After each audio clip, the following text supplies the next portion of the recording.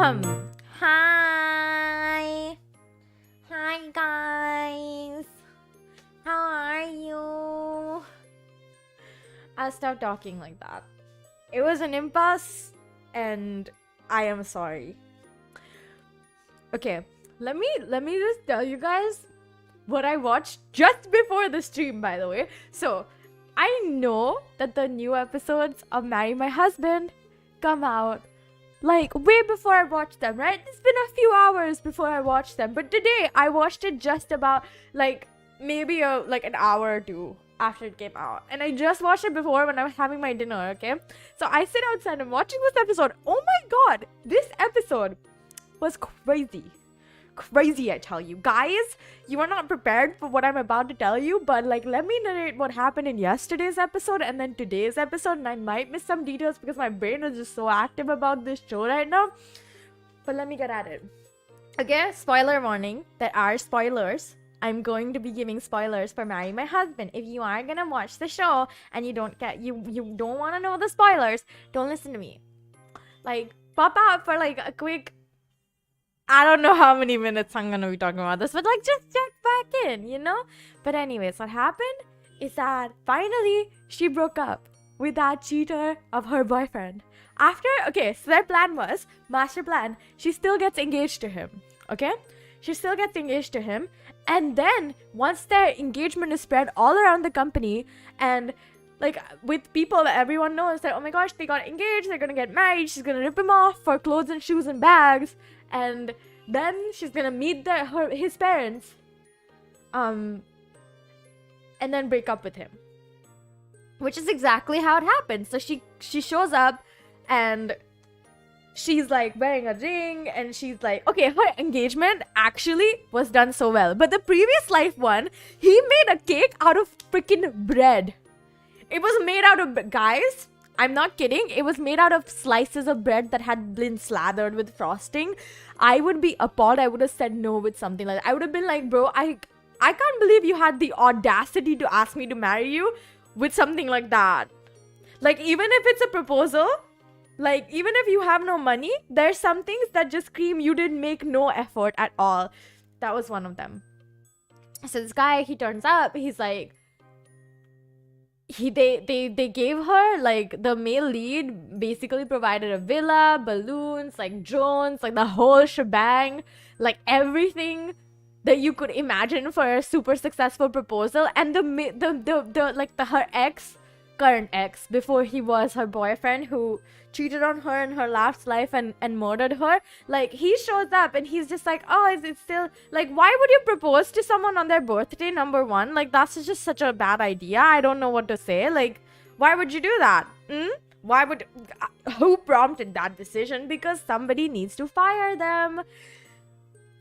I kid you not, I was actually surprised by how well the proposal went. And then, like, the male lead and the female lead, obviously they're collaborating on this little plan, and the female lead is sharing how she feels and stuff about everything that's going on to the male lead. And guys, you will not believe what the antagonist female best friend did. She jumped into a super cold lake to test the female lead, to see if she would jump after her or not. And then once the female lead jumped in after her, I know none of the things that I'm saying make any sense in order. I'm gonna go again. Give me a second. I got too excited and I started speaking really fast, and I apologize. Let me recap from the beginning. Okay, so episode 9, which came out yesterday, I watched it literally in the middle of the night after I was done with my stream because I couldn't fall asleep. So I made myself a snack, got real cozy, and then started watching. And it started with the female lead celebrating her birthday, and then the cheater boyfriend proposing to her.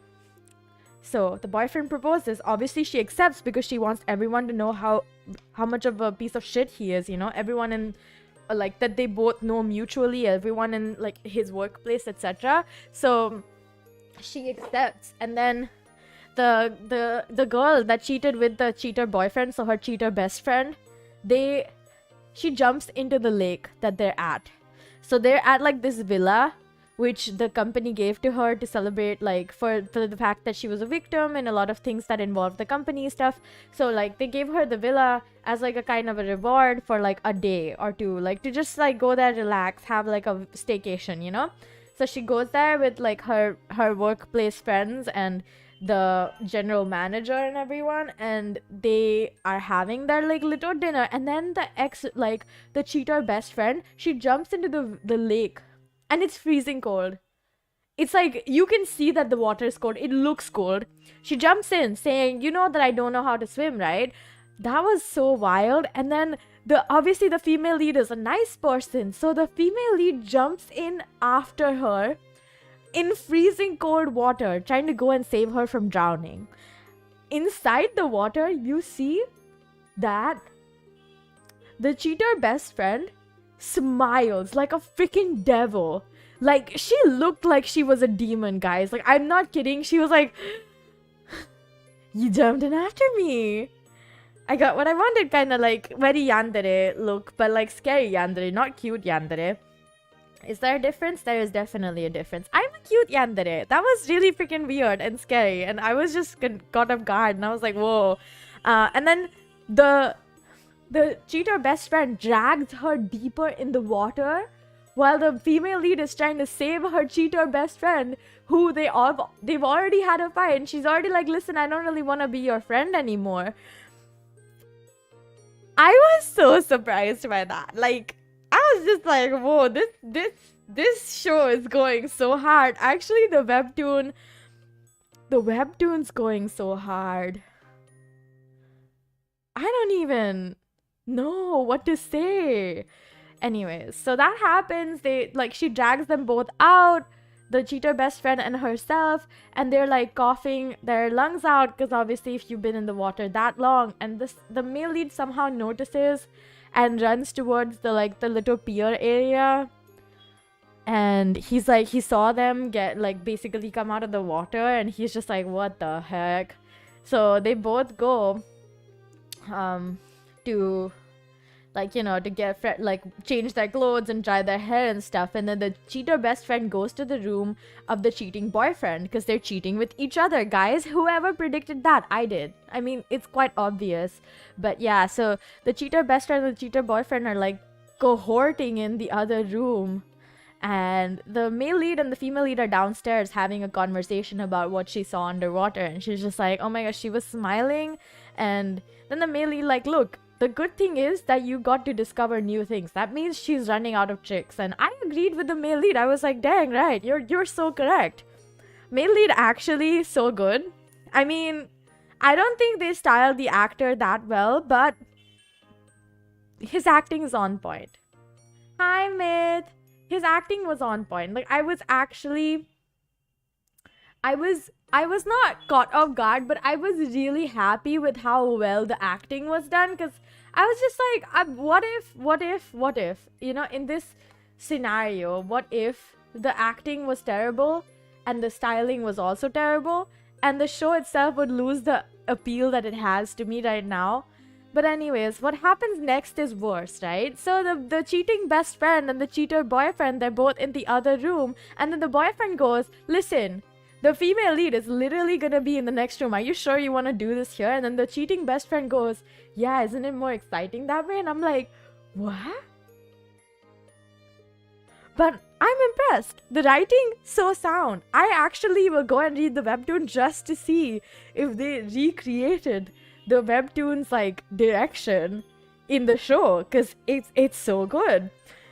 So the next morning comes around, they're all going to work, and then the female lead obviously is going to show off the ring, because she wants everyone in the office to know that she's gotten engaged. So like everyone in this giant corporation company can know, like, oh my gosh, like I got engaged with the guy that I was dating for 7 years. So then everyone knows, right? Like, she's already let everyone know. And then they're deciding when to have this family dinner, so that he can introduce, like, the cheater boyfriend can introduce the female lead to his parents.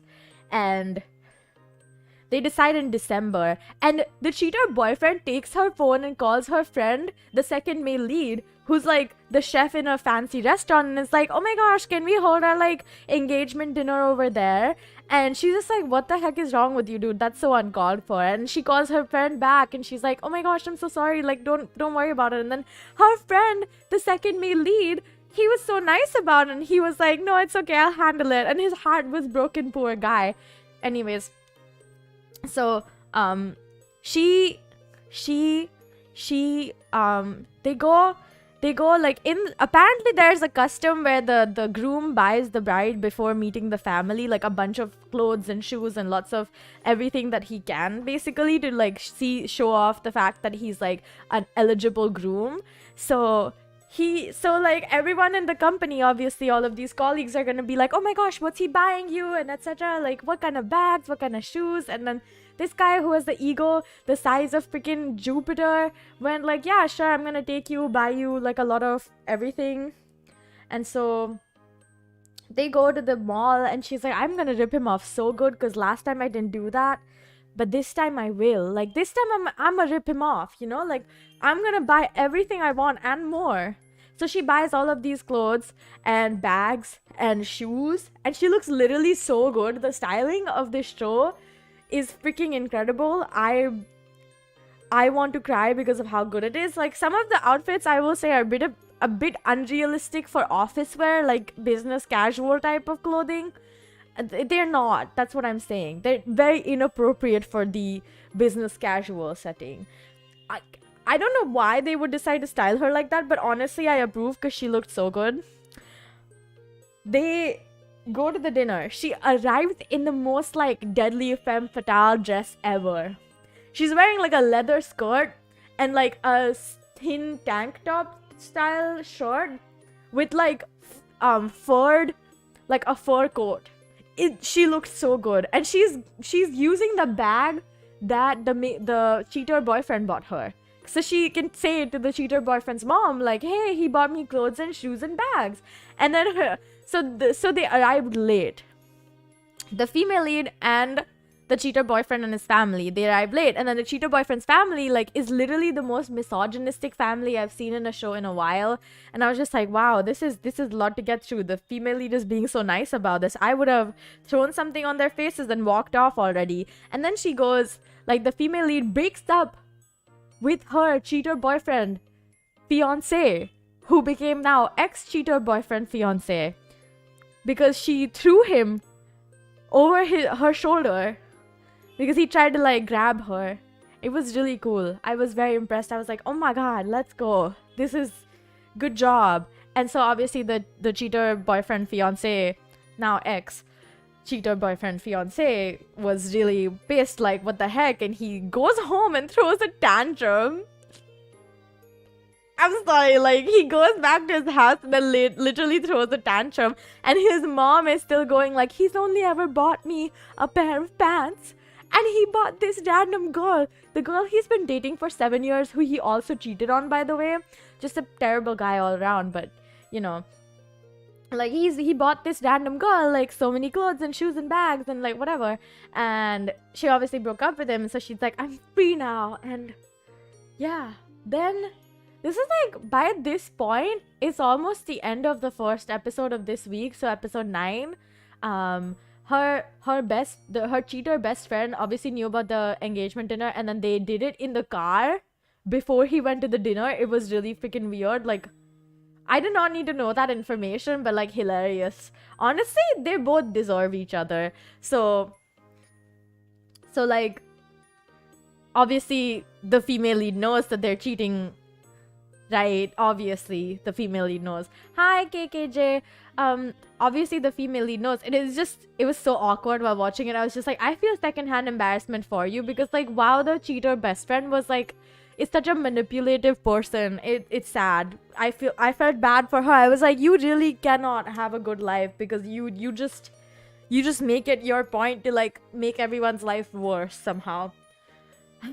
The good thing is that the female lead has other friends. The male lead was being such a nice guy. Like, I was like, oh my gosh, so cute. I ship them.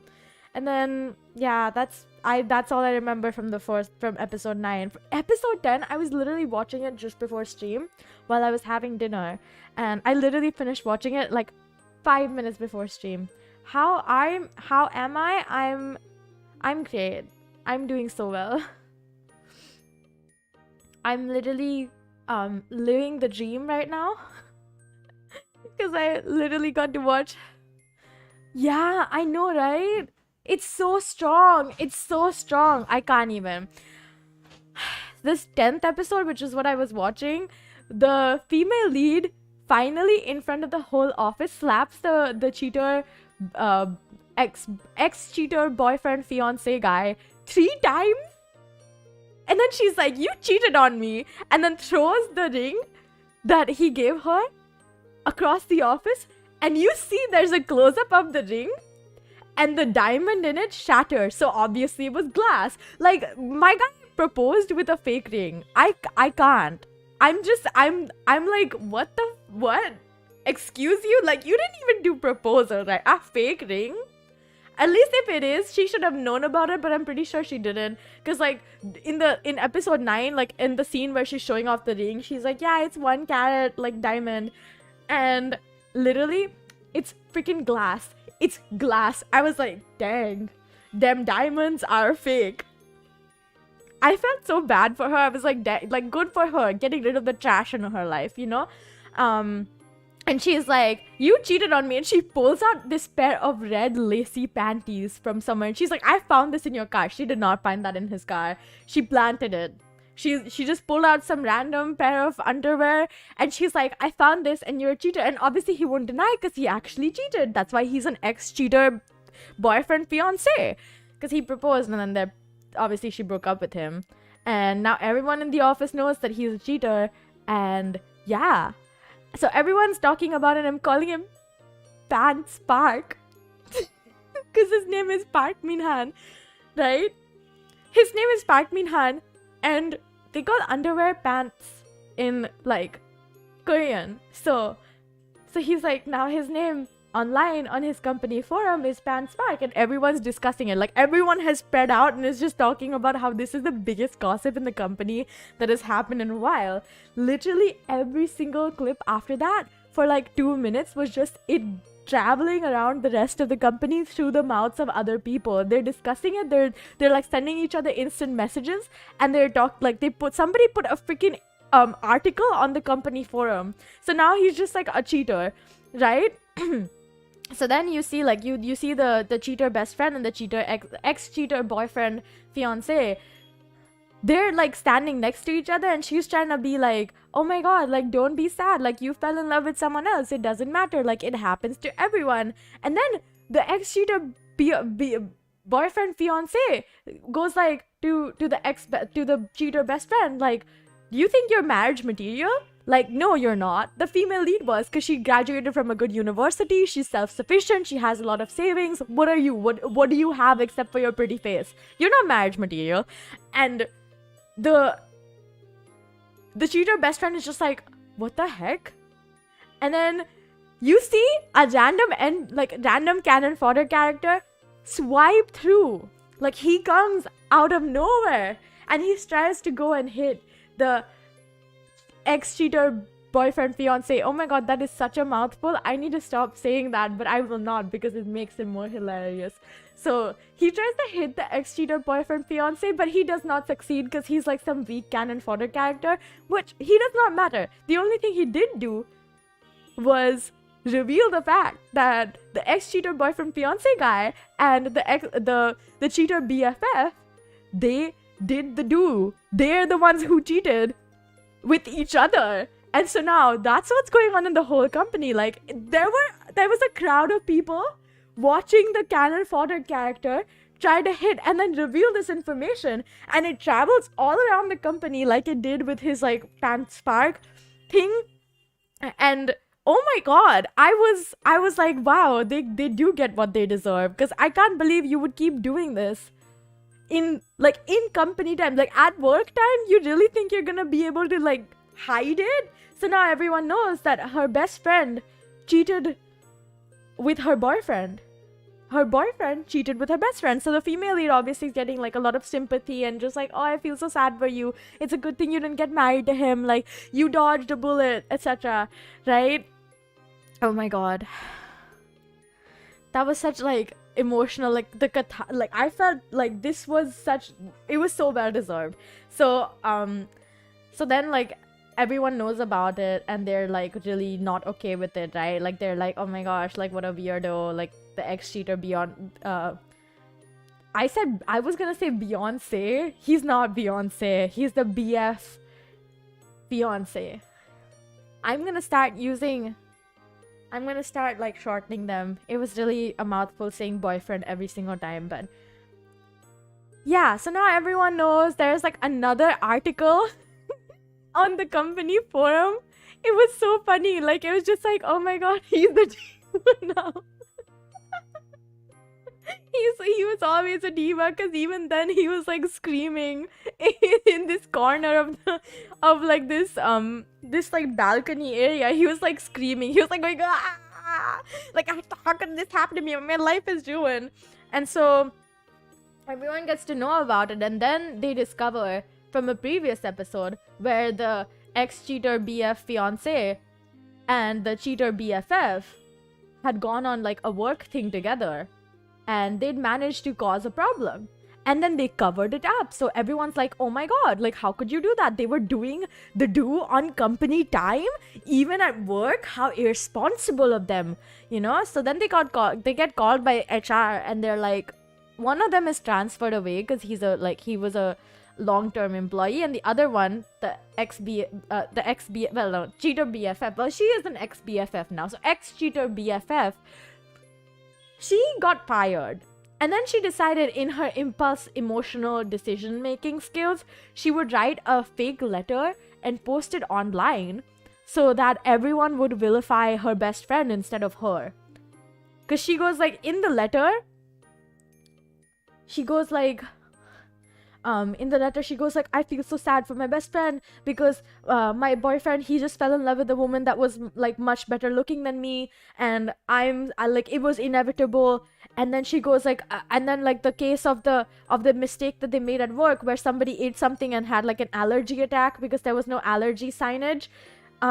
Like that was just a case of like consumers trying to like, you know, con free food and like free money and whatever, and that gets posted online. And then the couple that actually had the problem where one of them had an allergy attack and had to be in the hospital for a bit, like they show up at the company and they're like, who the heck is the FL? Like, you better call her downstairs. Like, I can't believe she would say something like this. Like, it's fine, like we accepted that it was like not a big deal and we moved on, but like how dare you post something like this, right? And then the female lead comes down. And then she's like, you're talking to me, but that's not my hand. Like, that's not, I didn't write that. But I know someone who has the exact same handwriting as me.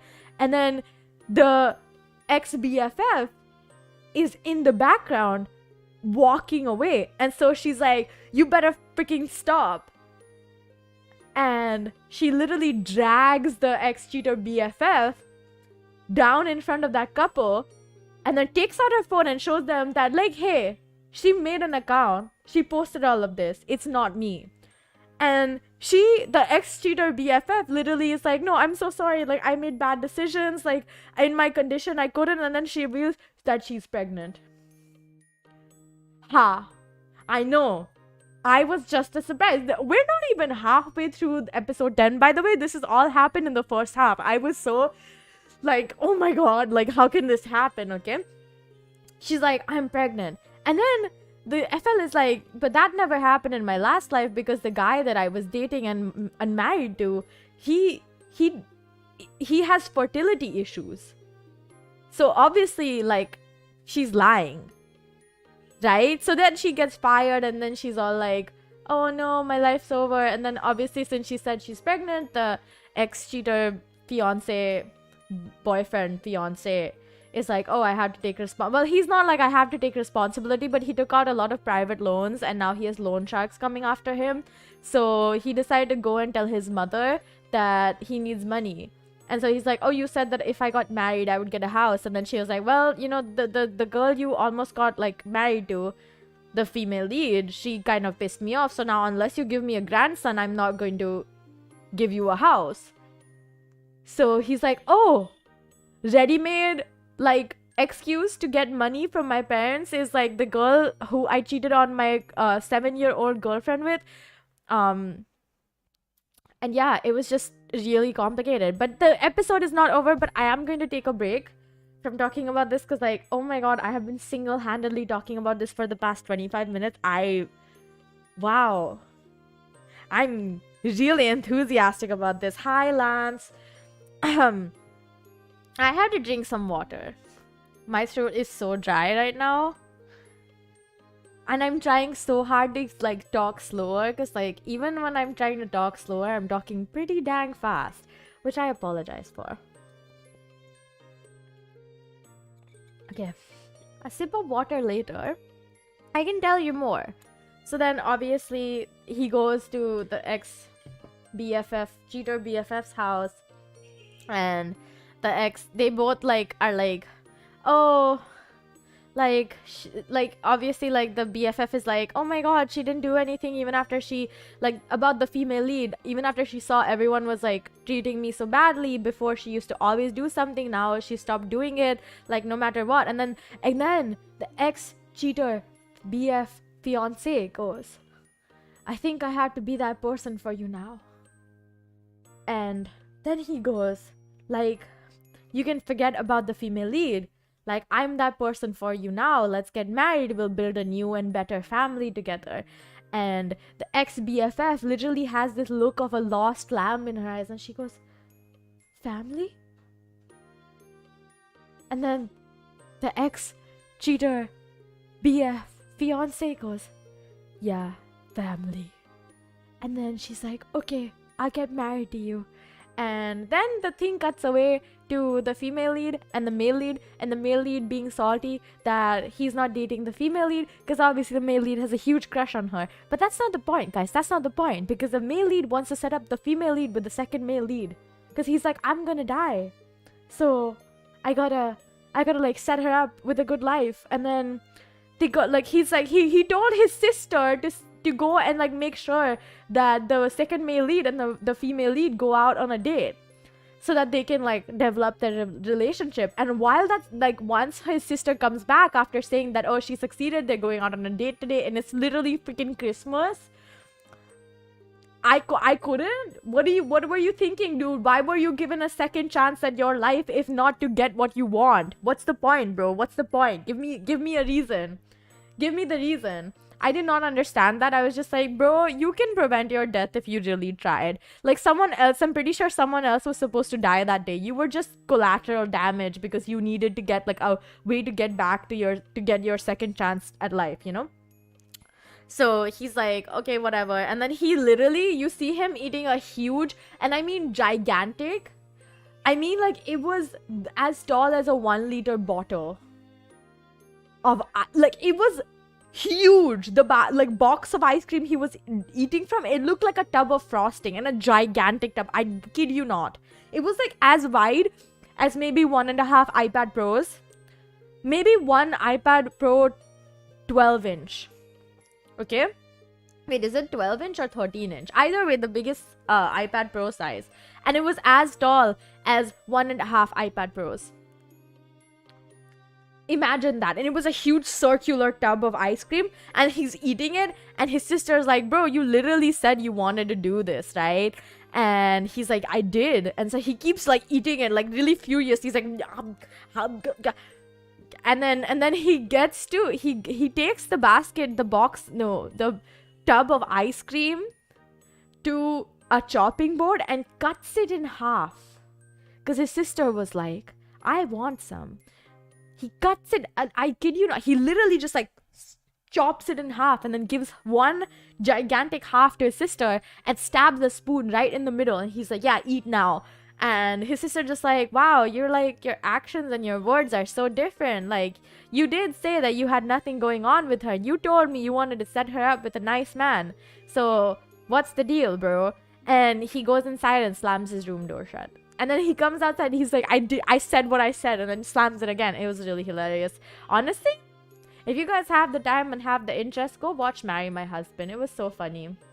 Up until now, I have not been disappointed. Every single episode has been a roller coaster of emotions and interest. And oh my god, it's really good. So yeah. That's not the end of the episode, guys. the female lead and the second male lead go on that date, and the female lead keeps thinking of the male lead while on that date. So she's like, listen, I just want to be friends with you, even after the second male lead confessed his feelings for her. He was like, I like you, so like, do you want to keep doing this? And then she was like, no, I just think of you as a really good friend. And then the female lead sees the male lead, and it's like late at night, and the male lead looks like he has a cold. Okay, and then they're like, and the female lead is like, I need to talk to you. And she goes to talk to him. They go up to his place because she moved, and now they live in the same building, which honestly way better for her, because like the previous house that she was living in, like the ex-cheater BFF and the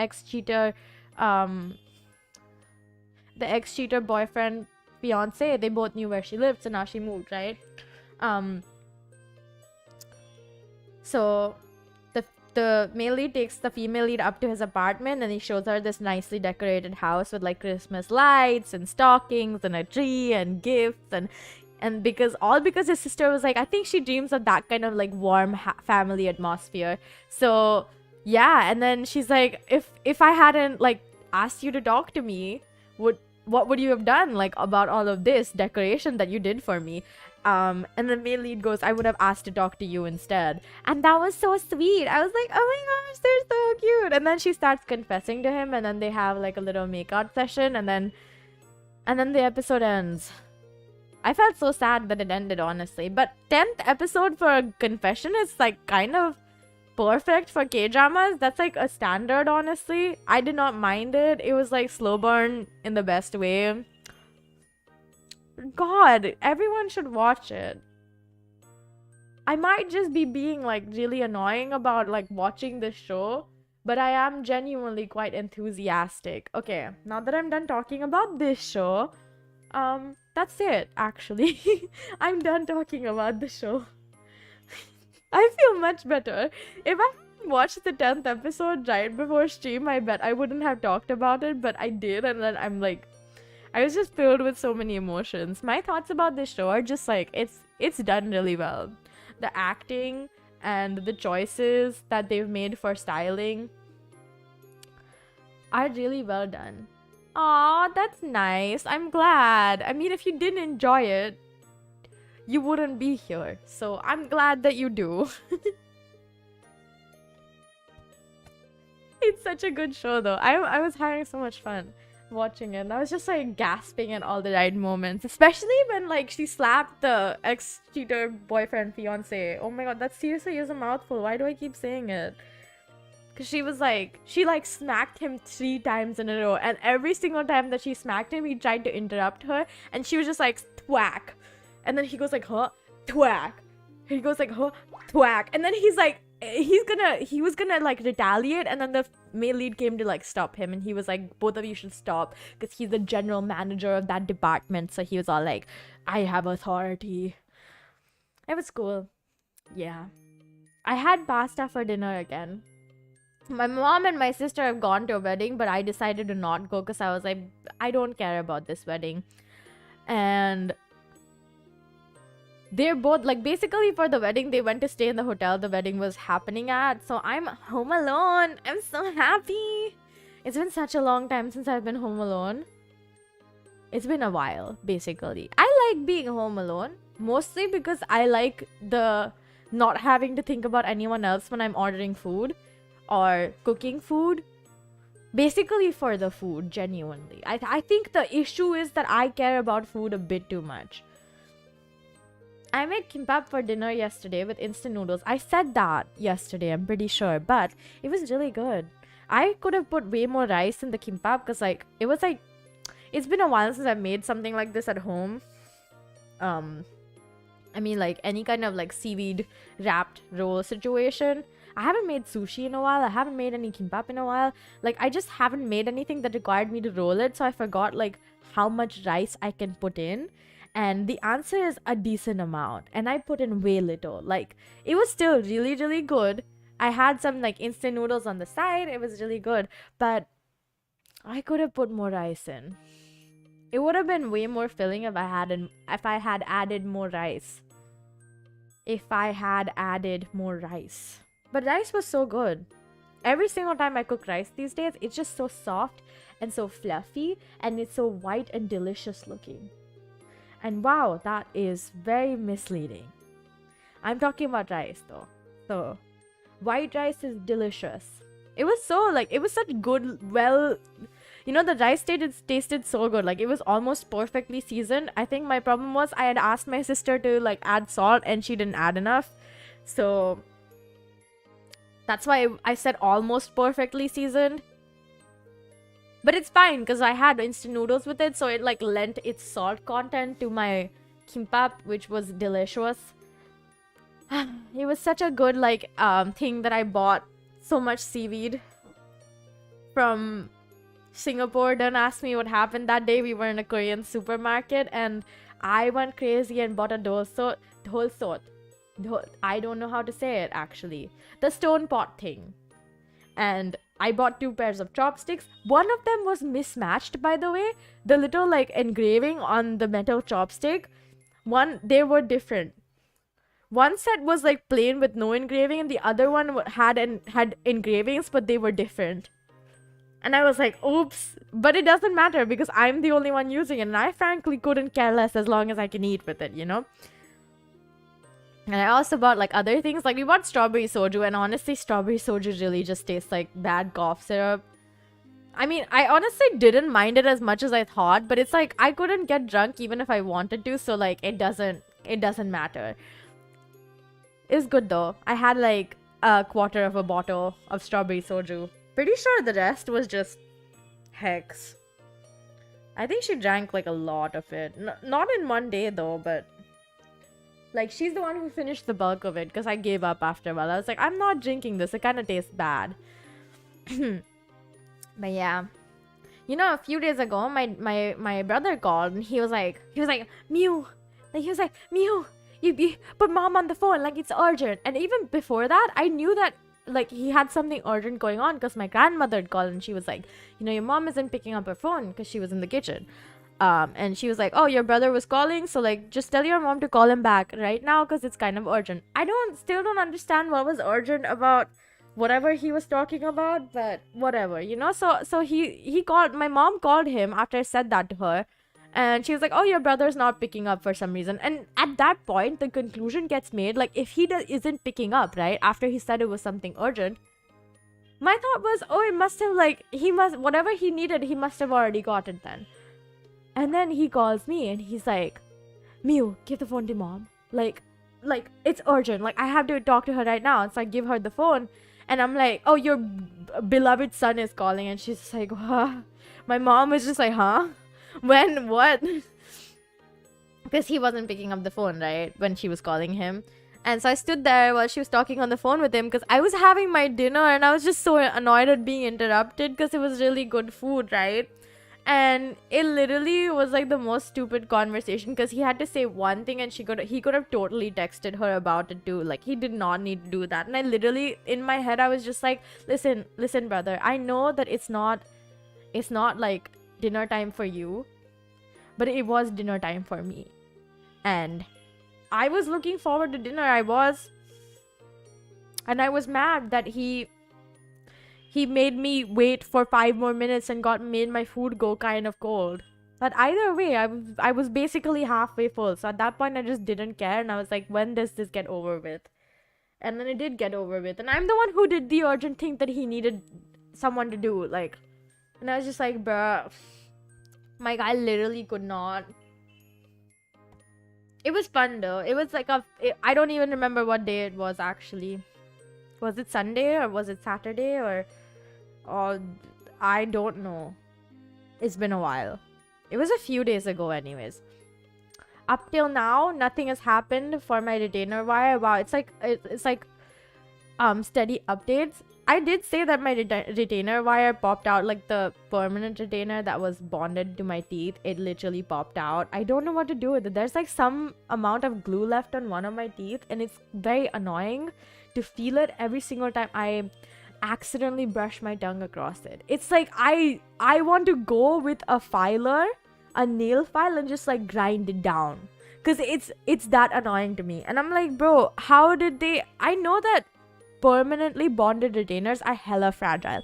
I've known about it since I was supposed to get braces, because like I've said before, when I was going to get braces, my 6 months of content for that 6 months of I was going to get braces time was just about braces and what you do and how much time it takes, and like after like caring for them and etc. So I was just like, oh wow, yeah, like I knew that they would break. I was aware of that very well, because like everyone says that they break. It's like, even if you eat something, even if you're eating like normal stuff, it can break. And I was literally eating a guava and it broke. It literally popped out of my mouth. It was horrifying. So yeah, it was just, and then I contacted the clinic that I go to, like my orthodontist clinic, and then they were like, well, we can do this week XYZ day, and I was like, well, I'm not okay for that day, because like I won't be able to make it. So they were like, okay, then like I'll tell you the time later, and I have not gotten no response. So hopefully they call me, because I actually want them to not like take the glue off. I'm not gonna put the permanent bonded retainer back on, obviously not. I refuse. So I'm just like, oh, it's not pain. I'm literally gonna go to the doctor's office and I'm gonna be like, doctor, I refuse. I refuse this burden of having a permanent bonded retainer wire stuck on my teeth, and because it bothers me to no end. My nose is really itchy. I don't know why. Like the outside is so itchy. I just wanna scratch at it. I washed my hair after like a few days. And wow, it every single time I do this, where I don't wash my hair for like outside of my normal routine, like I go and not wash my hair for like 5 days or something because I'm being lazy or it's really cold, etc. Like when I do wash it, it's like, oh my god, I will never give up clean hair. And then I do the same exact thing a few months later, where I'll be like, I'm too busy to wash my hair, and then forget about washing my hair.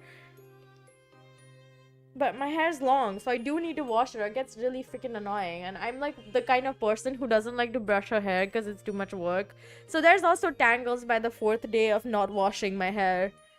And that's how you know that you should be more consistent with your hair care schedule, which I am, but it's been really freaking cold. And for some reason, my shoulders are so painful these days. I'm pretty sure it's just because of how long I sit on a desk. Because that's what happens when you sit on a desk for like hours and hours. But my solution was just putting on some like pain relief ointment and doing like more shoulder stretches, because apparently that will help. Which it does make me feel a little bit better, but like there's this one particular knot on my shoulder. Like it's literally my muscles have formed a knot. It's so annoying that I really want to get rid of. Like, it is painful. I am genuinely contemplating going to like a masseuse and being like, can you just knead that out of my shoulder? Like, I want it gone. And obviously that's not gonna be achieved in like one session, but who's to say I will only go for one session? Even though I am an impatient person, I do not take my shoulders, whatever the word is. But yeah, it was really funny. Yesterday's stream was so long, and I like actually contemplated just being like, can I just skip all of the dialogue? Because like the last little part where we just go back and forth giving random shit to people, okay, it was not random shit, it was a really nice like send off for Ting Yun, but it was a lot of work trying to go and give the gifts that she had, because like you had to keep like going from one place to the other. And then there's like a lot of Trailblazer continuance quests now that I plan to complete before 2.0 comes around, because I'm like, what if I don't complete them, I can't do 2.0? And I'm still stuck on the swarm disaster one, because like, oh my god, why is that stupid bug so hard to fight? I don't understand. What did I do that it's that freaking hard to fight? Why do they not give us a freaking trial character at least? But you do get introduced to Dr. Ratio through it. Like, he comes out, he literally looks so ridiculous. and says stupid shit in the beginning and then walks off. He's like, if I need to help you, like if I see that you need my help, I will try. And you're just like, what the heck is wrong with you, dude? I just don't understand why May would like remake the insects that had caused a problem. Like, they're literally the Zerg race in this game. And if no one knows what Zerg is, gosh, I feel for you. Because like, it is one of the most common shit that I've seen in like any interstellar novel, a lot of interstellar fan fiction. Whenever they want to discuss like interstellar content, really, somehow like in Chinese novels and stuff, they just like decide to add like this alien race that's so OP that it's like a bad idea, right? To go against them. But also that they'd like to take over other planets and exploit them for resources, etc. I am just happy that I get to talk for like this long. My point is, when I just before stream, I was like, I really want to play some games. But once I start talking, I really don't care about games. And I also really want to sing. Okay, genuine. I have an actual genuine question to ask you guys. Okay, so I was like, I really want before like 14th March, right? Because I would have my 1-year stream anniversary come around. I really want to get to 52 weeks of singing Saturdays. Like number 52. Why? Because, you know, it'll be a year since I started doing this, and that, like, the singing Saturdays would kind of make it happen. And now, considering that it would be 8 weeks before March 14th comes around. Wait, no, not 8 weeks, 6 weeks. And there's like, we're at 32 this week. So we would need like 14 more.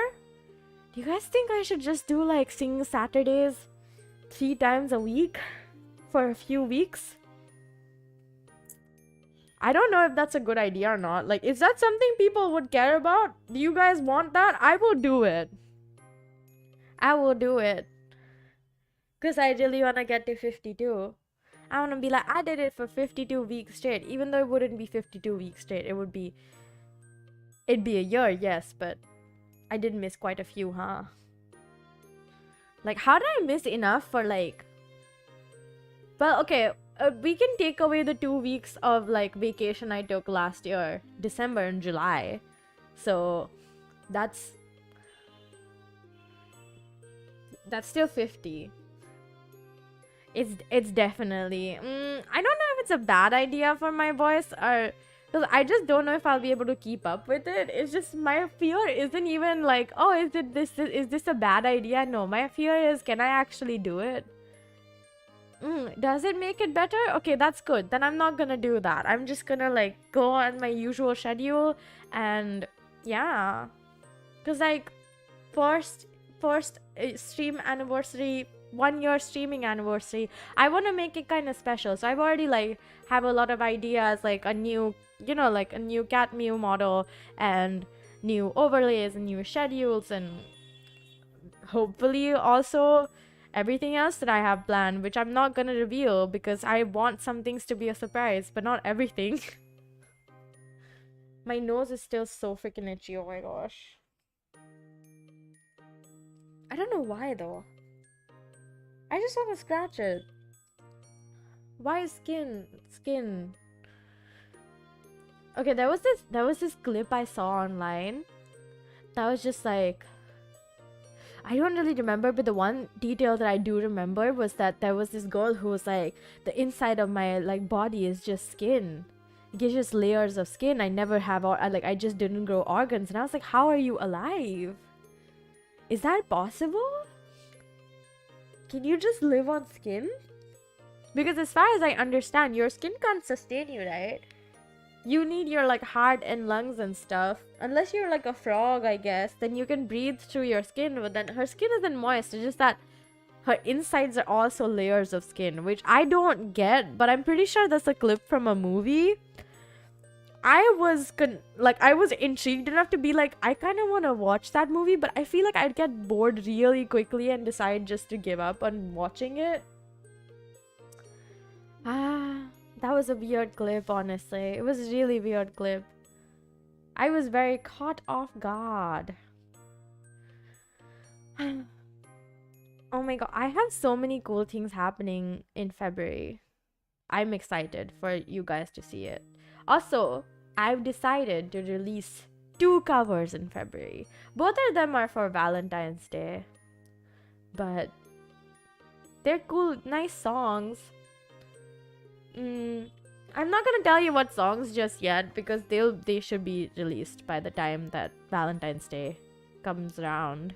Both of them. So yeah, exactly right. The more you think about it, being just skin sounds impossible.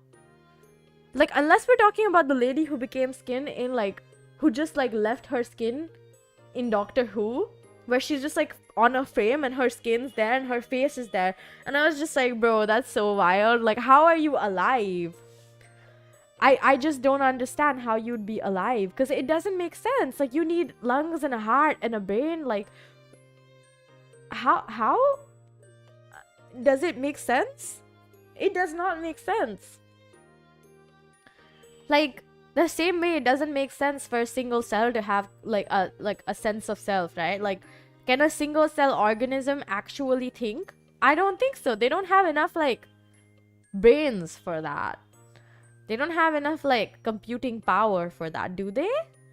Do you guys think that like little microbes and bacteria can think for themselves? Like, in the sense of consciousness, not like in the sense of, oh, they're hungry and like they should rest and stuff like that. Because that one, it's like brain signals, body signals also like are variables in that situation. But like conscious thought, like the way that we think and we're scared of dying and we want to know the meaning of life. Like, in my personal opinion, I don't think it's possible for single-celled organisms to have like a sense of self. Like, they can't be individuals. They're just part of the masses. You know what I mean? Because like, imagine if there's like a bacteria on my body, it's crawling around thinking, oh my god, man, this person is just so freaking annoying. Like, I don't even think they have enough awareness for that. Like, brain wise, does that make sense?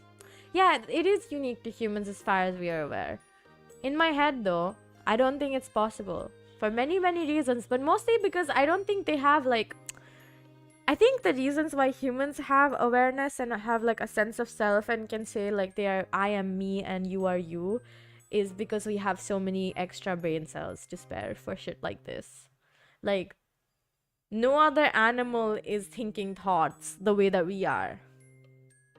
Because they're not thinking about stuff like books and art and TV shows and wars. Are they? Probably not. They're mostly operating on like baseline level instinctual stuff. Most of them. I'm not talking about some apes though. They have shown intelligence, but only when they're trained. Like, only when they're like cultivated and given like the opportunity to become more than they were before. But even then, their evolution does not suggest that they have like a sense of self, you know? The same way that humans do, at least. That kind of awareness. Yeah. Evolution wise, I think it's possible. I just don't think it's possible for them in this environment that we have currently. Like, I would like a future where there's beasts that can talk. Why? Solely because, wow, that sounds so fun. Elephants definitely have. I mean, elephants have such big brains. I wouldn't be surprised if inside their brains, they were mocking humans. They'd be like, you tiny little bugs that we can squash with our feet. You know? But they are also hunted for their tusks. Even now, which is wild. I mean, ivory is a pretty rare, like, not rare, but like, it's pretty valuable, but only because we gave it value. This is quite a subject to ponder upon at like 10 p.m. Almost 10 p.m. My sleep schedule is so messed up. Like, I've been staying up all night for the past like few days. For no reason, just that I stayed up for one night and then ended up sleeping till like 2 p.m. and then waking up After waking up, I couldn't fall asleep at a decent time, so it just means that I'm gonna do some like very late streams for a while. I like briefly contemplated a day or two ago of doing a guerrilla style stream because I was like, oh my gosh, it's like I really want to catch up already, and I didn't end up doing it for some reason. I don't remember the reason. I think my sister was playing on my PC, and so I was like, you know what, it doesn't matter, I don't want to do it anymore. Crows and dolphins are very smart. Dolphins, there's some dolphins that are like, you know, like they go around, they get around, they get all the ladies and the men too, the male dolphins and the female ones. They have that culture. Some of them will, not the culture, but like some of them are able to do that. So in that case, some of them are more attractive than the others, which is crazy. And crows have always been really intelligent, so it's always nice. Oh my god, my nose is still so itchy. All I want to do is scratch at it. It's not even the inside of my nose, because then I'd be like, I need to sneeze. It's like the outside, the skin on my nose. I want to tear it off. I keep thinking about, what is it called again? About this song that I'm writing. I can't believe I forgot the word song for a second, okay? So, I was writing this song last night, and it started off so good. And I genuinely mean, where'd that yawn come from? I genuinely mean, like, so good. And then I forgot it for like a good 2 seconds while I was trying to write it down. The good thing is that I had like a recording that I did when I first thought of the song. I was like, oh my gosh, let me quickly record what I was thinking of. And so I was able to like make a note of it, but I didn't get to finish it because I lost interest after a while. Dang. Also, I don't know what's going on, but everything on Twitter seems so boring lately. Also, the VTuber community has so much freaking drama happening that I'm not paying attention to on very much on purpose, because it all isn't related to me or nothing that I actually want to know about. But like, wow, the drama, the scandal, insanity, I tell you. Like, I was so surprised because I was just like, what? TLDR, big VTuber was married, now divorced. I still don't know why this is relevant to anyone or why anyone cares at all, because it's not like it's making a difference to her career, but like, surprise? Like, then she even admitted it. Like, what? I was just like, why would you admit to it at all? Like, isn't it your, like, you don't have to tell people about it, even if they are, you know, at this point it's so big that everyone knows about it. It was so crazy. Like, I watched like one video and I was like, you know what, I don't care enough. I didn't even watch the whole video. Like, the news reporter started talking about it. Well, I say news reporter, but there's not many of that. Oh, okay, wait. And then, have you seen False ID's very long video about it? Because he was like, we have a TVS verified source that said that she actually did say that they were married and then she got divorced before like she became who she is now. But insanity, I tell you. I was just like, oh, okay. Every single time I hear something like this, where I'm like, in my perception, they are much younger than they end up being. Like, I imagine most people in the VTuber community, especially big VTubers, to be like in like the 20s, in their 20s, like they're, you know, they're like early 20s to late 20s, but like somehow I'm always like oh, they are not that old. I mean, they're not that young. They're not around the same age as me.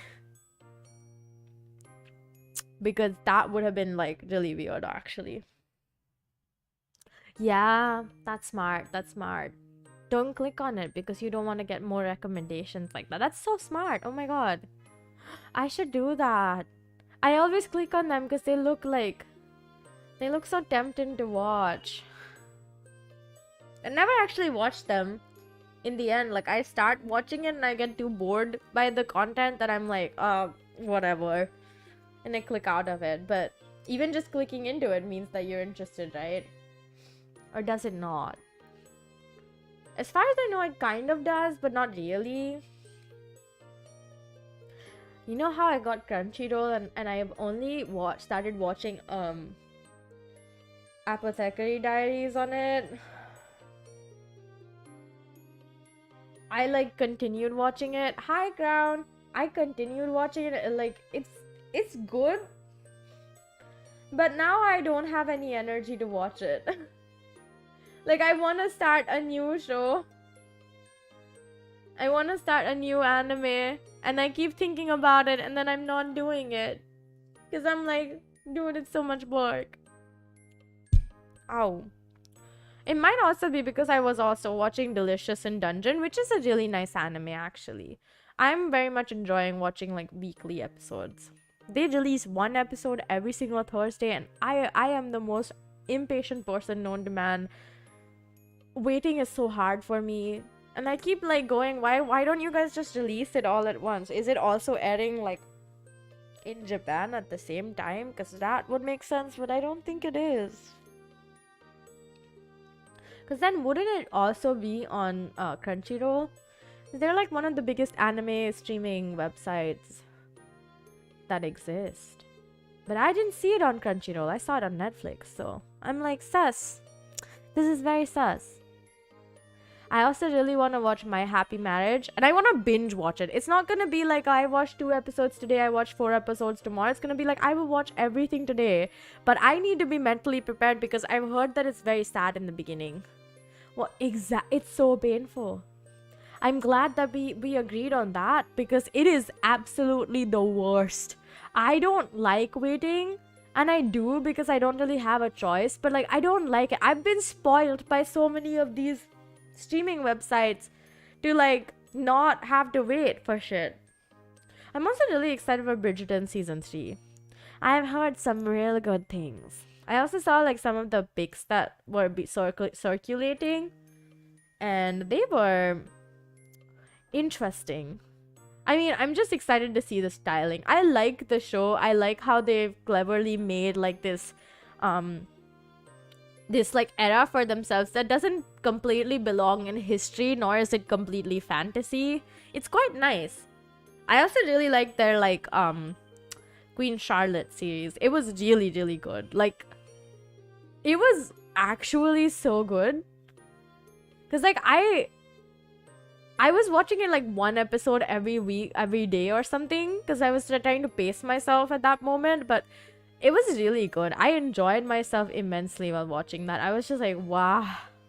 In the end, I'm pretty sure I ended up watching it all in 2 days. Like the first day, I think I was watching like 2 episodes and the rest was on the second day. But it was really nice. The music was really good. The story itself was really interesting. And I really loved how they gave a character like who's literally insane like this amazing, beautiful love story. It was really nice. I was like, I feel seen, I feel heard. And I was also like, I want to be Queen Charlotte. Only because she literally looked so gorgeous in her outfits. Like the wedding dress that she wears in the first episode, the one that she gets from like the designers in Europe, like it looked so good. Some of the gowns and the jewelry, they really do look amazing. I don't really care much for the actual show itself because the first season wasn't that great. The second season I was more interested in comparison to the first. The first season was kind of cliche and I was almost like to the point I only watched it because I had nothing else that I could possibly think of watching. The second season was way better because I got to watch it without seeing many spoilers from other people. I was actually very invested in the love story. It was nice. It was a nice show. And after like seeing everyone talk about how they've like, because like the books, I knew that the books aren't good. The books are apparently like literally painful to read through. I don't know why anyone would torture themselves like that.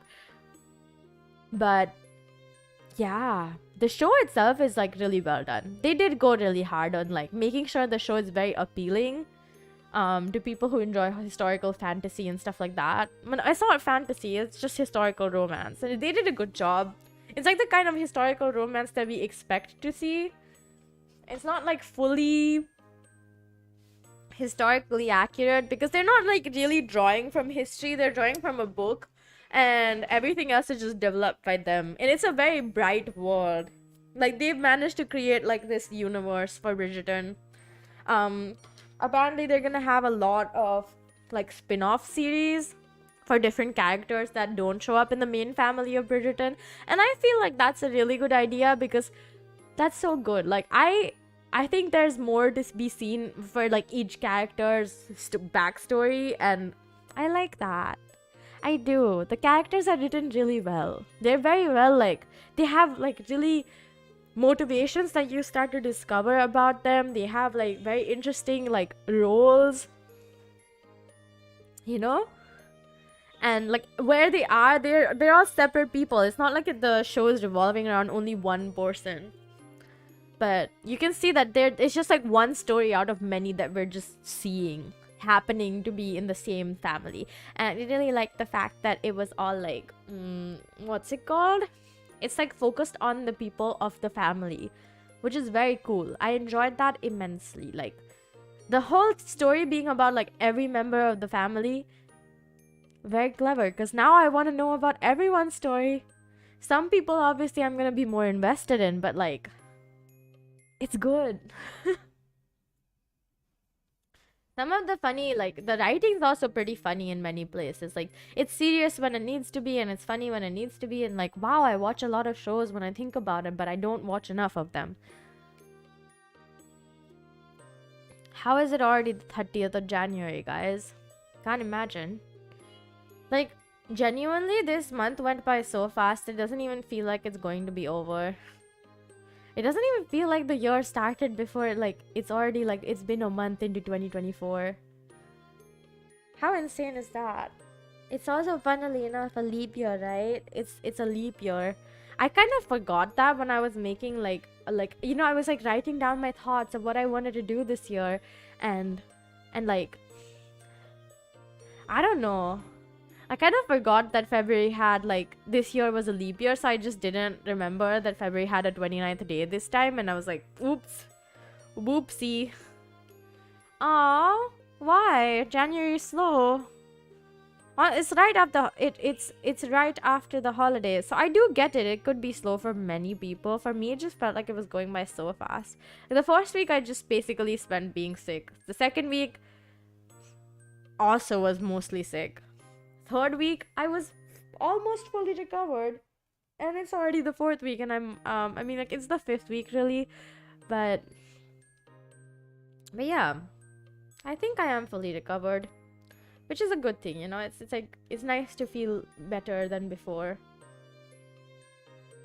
I got Crunchyroll, and I got Logic Pro on iPad, because I was like, I'm not gonna be buying a MacBook until April, so I was like, I want to experiment with Logic, but obviously since I don't have a MacBook, I can't really do it.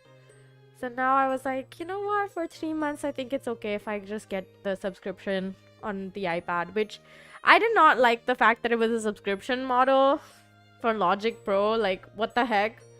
I want to, like, I guess, like, the people who have the Mac version would also want to use it on their iPad if they have one, but they can't because they have to pay extra for it, which is kind of insane in my opinion. Why would they do that? Yeah, I also felt that it went quick. Like, for me, January literally just started a few days ago. I think it might also feel like, to me, it went really quick because, like, the first few days of January, I just spent in bed, coughing my lungs out, sneezing my brains out. Like, that was my first few days of January. Such a good way to start the year, in my opinion, because, like, now I've gotten the sickness out of the way, so hopefully I will not get that sick anytime the rest of the year, because I don't want to. Lots of cool things happening this week for me. Not this week, this year for me. So I'm just excited that I get to exist. Plus, there was this one day I went out for a walk and I was just like, wow, it is so nice to be alive. And it was such a big change from like how I used to think before that I was like, oh my gosh, happiness. Wow, my model does that whenever I turn to like my left. But it makes that face. Wow, I really need to update the rigging on this one. I think I will after I debut the new model in March. It wouldn't be the end, like it would be the perfect time, frankly. I don't think I could do it in February anyways, because like I would be busy rigging my new model, but this one, it definitely deserves an upgrade on the rigging. It's so...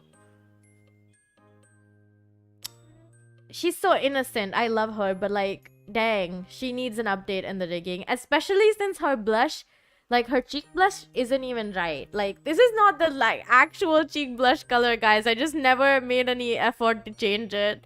I should have like a long time ago, but we just didn't for some reason. I didn't think of it until somebody pointed it out and I was like, yeah, oh my gosh, I forgot that this was the wrong color. It's like, Cat Mew's cheek blushes are like purple. And this Cat Mew's cheek blushes are like a baby pink. And while I don't really mind that, the purple blush makes me look a little bit more like yandere. It adds to my fearsomeness. Cause yeah, was green all along. Yeah, a new model. Cause you know, in March it'll be like 1 year of me streaming. So to celebrate that, I'm getting a new cat model. Not any, I mean a human model. Okay, I can spoil this much, but a human model, not the human Mew model, not the human Mew model, but a human model is in the works. We're in like the drafting stage of it, where we have like a kind of cohesive design. It's going slow because like my illustrator is very busy, and also yeah, that's just busy with life, honestly. So yeah, we decided we're just gonna take it slow and like go for another cat model because we need one more. We need as many as we can.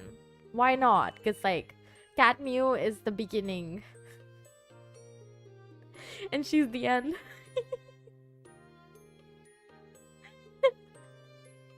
This is the face that you will see when you die. Like a shadow over my face, but like this is the face you will see.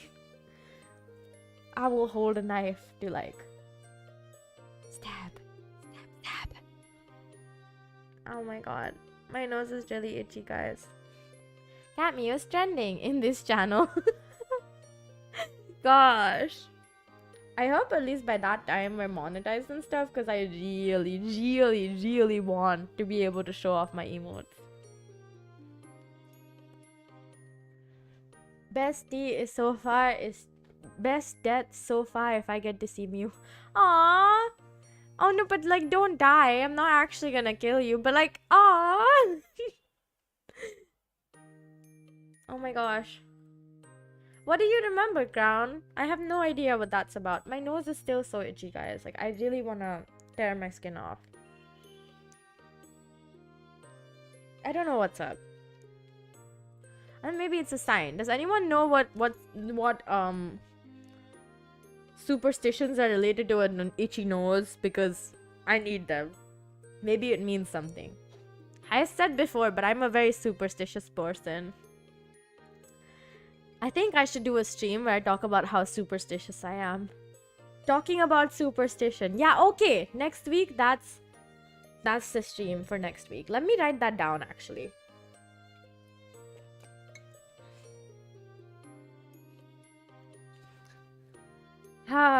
Let me write that down. Next week's stream, like one of the streams next week is gonna be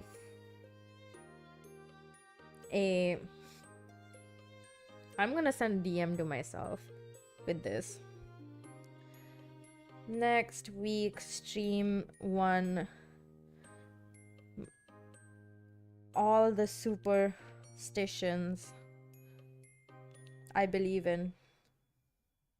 Because, like, dang, I'm hella superstitious, guys. Like, I wish I could be less superstitious, but I am so superstitious. Like, I am honestly, hilariously, I can't see anything because I took off my glasses to wipe them.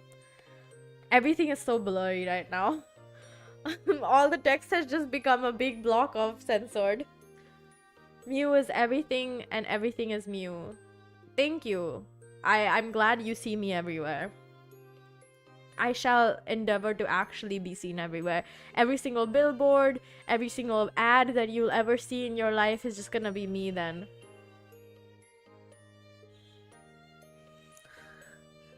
Oh, I believe the black cats are lucky. I don't believe in the black cats are like a sign of not having luck. I don't believe in that one because I really like black cats. They're so cute. They just look like you just want to squeeze them until they're like until their eyes pop out, frankly. I don't believe in those ones. Like, I believe in like the number 4 being inauspicious. I believe in a lot of like different myths from different cultures.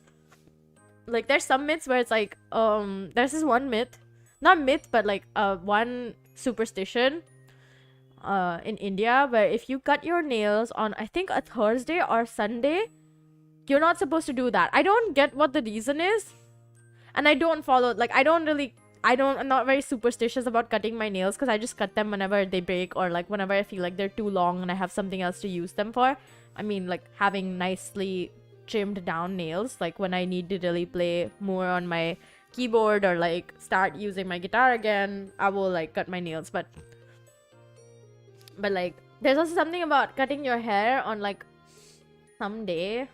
You're not supposed to like cut your nails at night and stuff like that. And I'm like, I don't believe in any of those, okay?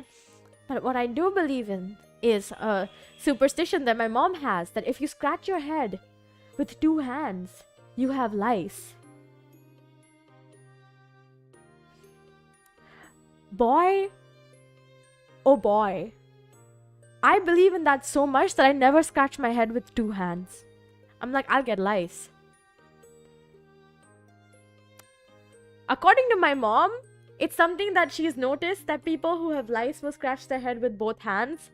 And so every single time my sister like does like a little like stress relief, you know, like loosening her head up and stuff with 2 hands, I'm like, you have lice, don't come near me. Don't you dare like get close to my body or my bed or my pillow or my anything. Like, stay away from me. Like, lice, I'm so scared of lice. There was this one time in 10th grade where I had like a full head of lice. And it's like TMI for sure, hella gross. Not the Lay's chips, lice. Do other people not know what lice is? The hair mites, the ones that bite your head, bite your scalp and lay eggs in your hair. And yeah, they're like very scary. I had like a full head of lice in 10th grade after I participated in a musical and was around so many people, and we slept on the floor of the auditorium that we were performing in. And I'm pretty sure I got lice from one of those places, and I kept denying it, being like, no, I just haven't washed my hair in a few days. That's why it's like all dusty and dirty, or I'm sweaty, etc. But then one time I touched my head, and oh my god, really TMI grossness alert. I touched my hair and I pulled out a lice out of my own head of hair. My whole head was filled with lice. I had to use so much freaking medicated oil to kill off all the lice, and then I chopped off half my hair, more than half my hair. It was so short for like when I had to give my like board exams in 10th grade. And I was just like, oh, I cut it off because I had so many dead ends, which I did. My hair was so dead at the ends. But then by that point, the lice had died, and all I was waiting for was the lice eggs to die, the nits to fall off my head. But I'm so paranoid. I never want to deal with lice ever again in my life. I even said lice for life. Oh my god, is that a sign? I can't deal with lice, guys. I will literally die. It was so traumatizing that at this point, anytime my mother mentions lice or anyone in my family mentions lice, or I even ever have like I need to like scratch my head or something, I like immediately go and try to get more medicated oil to put in my hair so that the lice, if I have any, can die. God, I will never forget that month of like getting a lice comb and getting all the lice, dead lice out of my hair because I used medicated oil to kill them all. Oh my god. Life is a roller coaster, guys. Like you got to be careful of lice. They suck. You get hair fall. You have so many, like your hair, like your head is always itchy and there's insects crawling all over it. So yeah, it sounds as bad as it is as bad as it sounds, and it's worse somehow. My hair care like routine became so excessive after that because I would use like specific shampoos. I would never share my hairbrushes. Like before that I was okay with it because like it was only my sister and my mom who were using it, so I never really thought if like I would get lice from you like sharing my hairbrush and stuff. But I got so extra like mysophobic of that stuff. Now I don't let anyone touch my hairbrush. I only ever like if my hair is dirty and I know like somebody's used it, then I'll use my dirty hairbrush with my dirty hair because I know I'll wash it when I wash my hair. But yeah, I was like very annoying about it too. I don't buy hairbrushes anymore that have like the base of the hairbrush being like some sort of fabric or like a thick layer of something. I always buy the ones that have like gaps in them.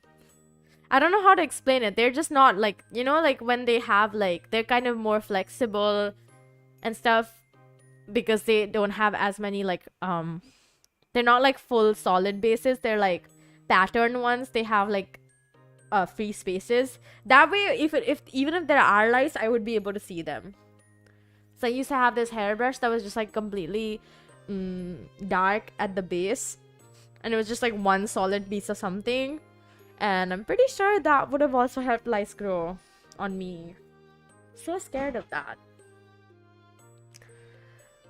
According to my mom, if you see someone scratch their head with 2 hands, that means they have lice. So that's a superstition I follow. To the T. If I see someone scratch their head with 2 hands, like you will never see me get near them. You will see me avoiding them consciously. And I don't normally like show that stuff off, but that I just wouldn't. My trauma would never let me. My nose is still so itchy. Oh my god. God, that was a very gross conversation. I actually apologize. I feel bad. That was I'm sorry for talking about something that disgusting. Because it was. Am I really sorry? I'm very sorry, by the way.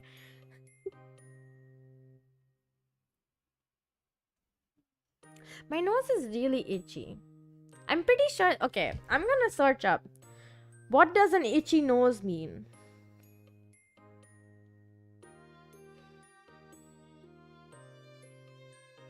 Like, okay, there's another superstition. That's like, if your left hand is itchy... Like, if the palm of your hand on your left hand is itchy, that means you'll get money. I believe that one. I believe that one a lot. Every single time my left hand has been itchy, I have gotten money from somewhere.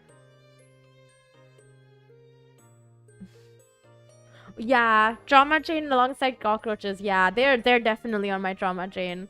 I think if I ever got lice again, I would just break down crying. The minute somebody told me, I would just cry. Oh, okay, in Christianity, an itchy nose means the Holy Spirit is sending you a spiritual gift. So does that mean I'm getting a gift? Or about judgment? Or faith, or healing, or wisdom? Okay, that makes no sense. I propose we come up with our own superstition about itchy noses and then spread it in the world and make sure people know about it. That way, trust me guys, you can make people believe. If you give them some examples of how that has happened to you before, you can make them believe. What do you guys think? But I don't have an itch, yet you are here, Mew. What? That's nice. How could it be a gift? That's so cute. My favorite is the one with slippers. Oh, is that the one where if one of the slippers are like upside down, then your family will fight? Because that one I know, and apparently it is true, but I don't really believe it. Because I accidentally leave my slippers like flipped up so many times. How could it be a gift? That was a very cute random flirt. I was very very flattered. We should make up a superstition. I was gonna say a suspicion. What? How can I make up a suspicion? I'm pretty sure most people have their like personal superstitions, right? Like things that they make up for themselves to like make them feel more confident about life and stuff. Some of the ones for me is I have this ring that has like an arrow shape, and I always wear it on my left hand and it points to the left. And I always step into places with my left leg first. I don't know what the significance is, but I think it's just more lucky for me that way. That's a suspicion I believe in. I'm gonna do an in-depth like conversation about this next week for sure. I'm very into this topic of conversation. Either my nose is just itchy because it's just itchy, or it's because I didn't put on enough moisturizer, which would be insane because I put on so much moisturizer today. Like, it was absolutely like a bogus amount. It was like a whole, oh my god, it was so much. It was so much moisturizer. I should have put on like some more shit then. Maybe. Probably not. Maybe it is not the moisturizer. Maybe I need to put on something cooling on my nose. I'm thinking, is it possible that I just sniffed something? Maybe it made me itchy. No, it's not. I didn't sniff anything. I have not even sniffed any dirt. How could I be? If I sniffed dirt, I would be sneezing. And that, an itchy nose would make sense. But it's not even like the inside. It's like the tip of my nose that's itchy. Oh my god. Bye, crown. Bye-bye now. Bye-bye.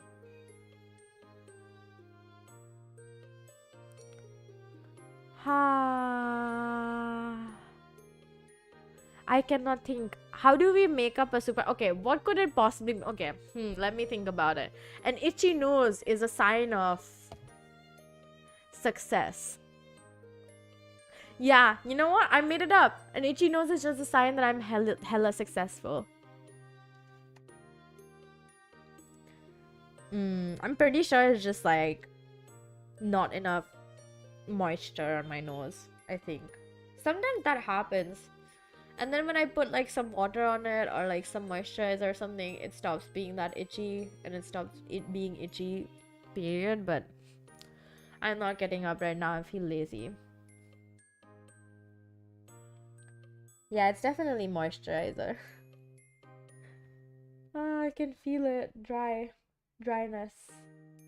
How did I miss my nose though? That's the real question. Huh. Is it really me missing my nose? Or did it just... My god.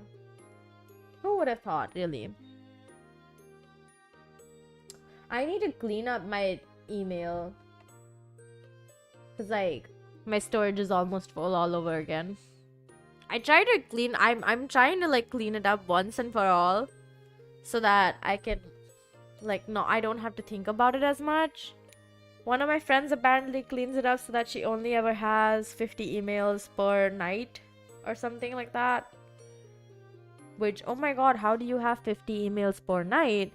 And two, wow, like that must have been an actual literal project that I don't think I could ever achieve. And oh my, I still want to play games. You know what? I'm gonna see if we can play a game. I have time, and I have time actually, just that much. I want to play Slay the Princess, you know? I heard such good things about it. Like literally everyone was just like, "Oh my god, the game is so good. Like the story is so good and you have to like form your own opinion." And like for that specific reason I really want to see what it's like and then play it. But mostly because I just want to know what it's like. Guys, I tried this game. Okay? I forgot the name. Wait, let me see. Realm of Ink. It's literally like Hades, but it's like a Chinese game. It's a demo. They only have the demo out now. But the thing looked so good. The art looked so good. The gameplay was kind of stuttery. I honestly think it's just like input problems. Like I did not understand why it was that stuttery. But it was fun to play. I enjoyed myself. I played it for a while. There wasn't much to explore in the demo, honestly. And then they do a tutorial and then they let you go off. And then it's just the same few rooms. So they obviously haven't developed a lot of it. But it's a solid demo. I think the story could be interesting. It's very much like Hades though. So I feel like it's kind of ripping off the gameplay. I do have Hades. I have played it before. I just haven't streamed it because I'm scared that I would take forever to finish it. And by that I mean I genuinely am taking forever. I haven't even gotten past Tartarus, so I don't know what to tell you guys. That's how I know I'm terrible. That's my like limit is I'm not good at Hades. But yeah, I was trying it and it was quite nice. But also my problem with it might be that it's kind of like the demo is so little, there's not much for me to explore and talk about, but the game itself was quite interesting. Too much of a copy of Hades for me to be like super enthusiastic about it, but I want to see where it goes. Hades, you haven't played it, but it looks hard. It is. Okay. One of my friends, Suzu, finished the game. Okay? She fought Hades himself, and then I was like, how was the ending? Like, was it fun? And there's like 3 phases for the last boss, and I haven't really gotten past Tartarus. Like, I keep dying. I only got past it once, and then I kept dying again. So, yeah. That's how I know that I just haven't really... I'm not that good at gaming. But the fact that I passed through Tartarus once was also such a big deal to me. I was just like, whoa, I did it. I have done it. I am God now. Roguelikes have hard final bosses. I was only really curious about Hades, but after playing it, I was like, this is so much fun. I actually want to play more of these. But I haven't really found any that are that attractive to me. Because Hades, I've seen so many people play it and so many people talk about it, and there's so many cool creators who talk about Hades and like make content about it. And I saw one of this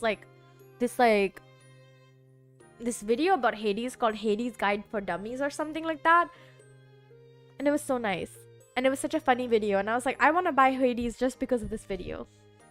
And I was like, dude, like the people over at the developer side should pay this guy for being such a good guy for like promoting it so well. Or maybe I'm just like a masochist who wants to go through a lot of pain, because the way that he described it was like, if you don't know all of these, you're stupid. And I was just like, wow, I'm like actually interested in this game just because of the way that you're describing it. You completed another game called Gunfire Reborn. It's good, but also a shooter. Wait, let me look it up.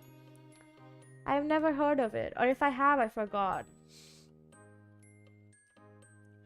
Gunfire Reborn. Oh, it has so many DLCs. Wow.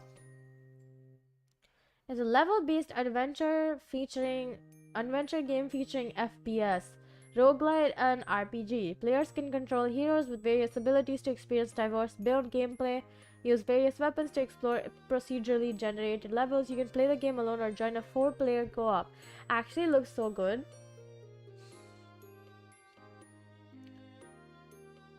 Oh, it has only 2 DLCs. I thought it was a lot of them, but there's only 2.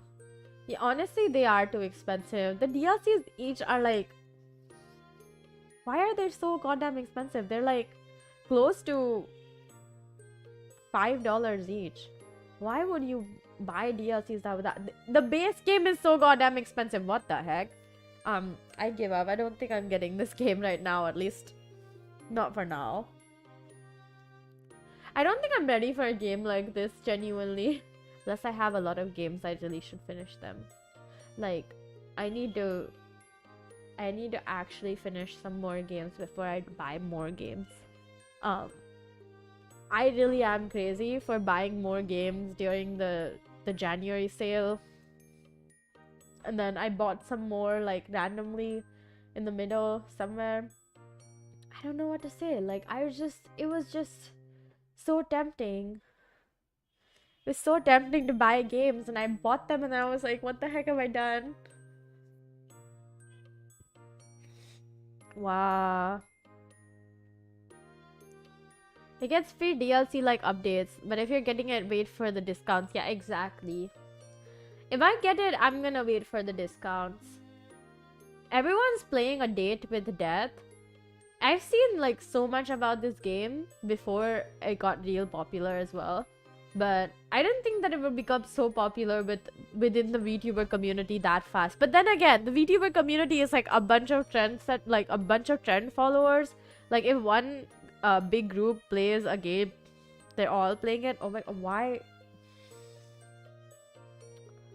My nose suddenly feels so stuffy. What the heck? I think it might have actually been allergies. Maybe I was stupid. Maybe I was being dumb. Oh well. I'm not mad about it. I'm just like, sometimes I don't really wanna... Because like, the second that Lethal Company got real popular but within the community, everyone bought a copy. Everyone's playing it. I still haven't bought a copy, and I still haven't played it, mostly because I have no one to play it with just yet, but it seems like a really fun game. Chilla got the best of it though. Yeah, Chilla's art has such good games. And they seem to have like a lot of like good people in the VTuber community supporting them.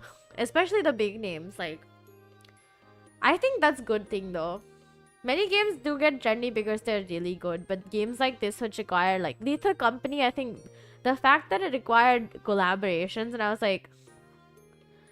just like, I really want to play it, but like I don't really have anyone to collaborate with right now. So I kind of just like left it up to, if I find someone in the end, I will collaborate with them. You have Palworld. I honestly don't think it's that good of a game.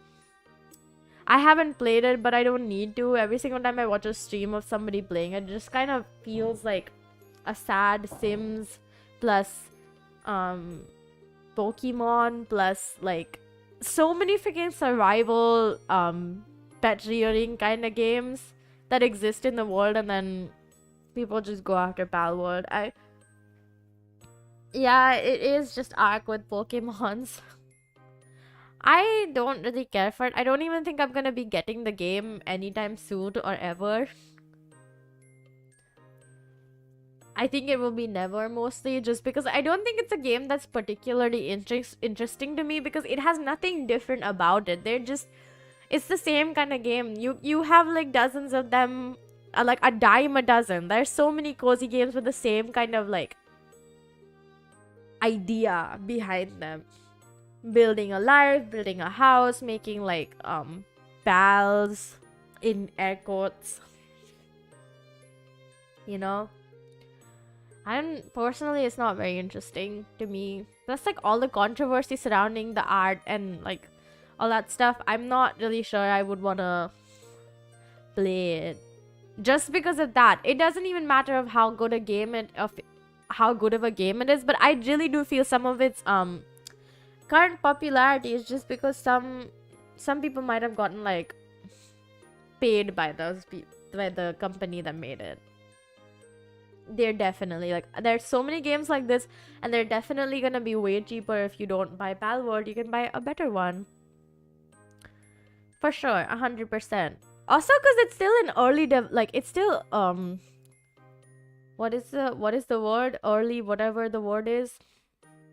Just for that reason, I don't think it's a game that I would want to get, just because it's like it's not even fully released. Like all the features, they haven't even decided everything. And just for like the early release, like early access, yeah, early access, they're charging so much. Like, would I really want to play it once it actually comes out with its 1.0? Like, I doubt. I think a lot of people are gonna drop it soon. They're just trying to get on the train of Palworld being really hot and popular, with so many people like making a lot of stuff about it, you know. If it ever comes out, that's true. If it ever comes out, a game that I am really excited about is Roots of Yggdrasil, which came out when? Oh, it's early access. I don't care. I want it. Shoot, dude. Roots of Yggdrasil early access came out. I was really obsessed with this game. Oh my god. They launched early access in January 24th. It was only a week ago. The problem are indies, yeah. But no, this game, Roots of Yggdrasil, okay. I remember playing the demo and being absolutely goddamn obsessed with it for like a good month. I just played through the demo over and over again. Wait, I'll type it in chat.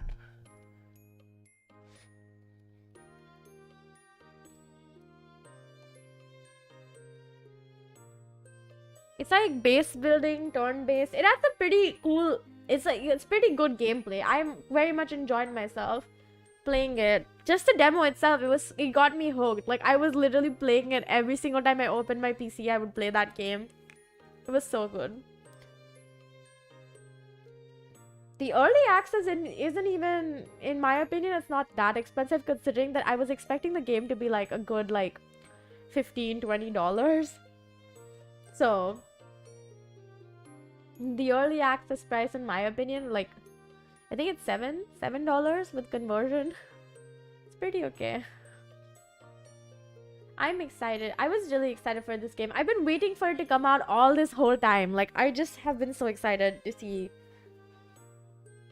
I like this kind of game. I think this game itself with the art and stuff was really attractive to me.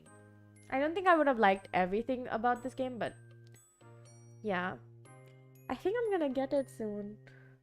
I mean, they have an offer until 5th February, so yeah, the demo is really good. I don't know if it's still available. I think you have to search Roots of Yggdrasil demo and then you could find it, but it was a really cool demo as well.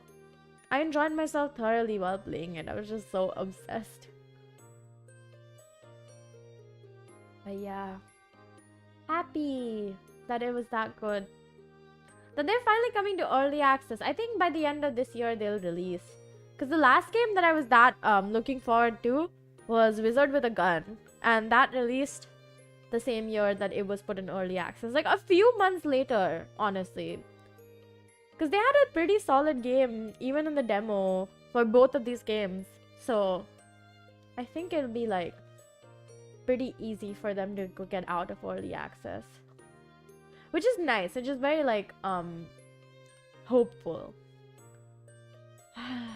I'm excited. I'm really excited. I don't know if I'll get early access right now or just wait for it to release like the 1.0, like a full proper release. But I do know that I really want that game. Because it's so cool. It's really freaking cool, guys. It depends on how ambitious they are. That's true. If they're really freaking ambitious, then I fear that they might not release until next year. But honestly, their game, even while I was playing the demo, I was like, it's a really good game. It's like really smooth gameplay. It's very well done overall. So I think it might be releasing a few months after early access starts. I think they're just trying to see how many people would join the early access or like purchase their game while it's in early access, because by itself I think it got a lot of downloads when it came out for Steam Next Fest. It was last year? It was this year in February. No, last year in February. Oh my gosh. This year in February. I kind of forgot it was 2024.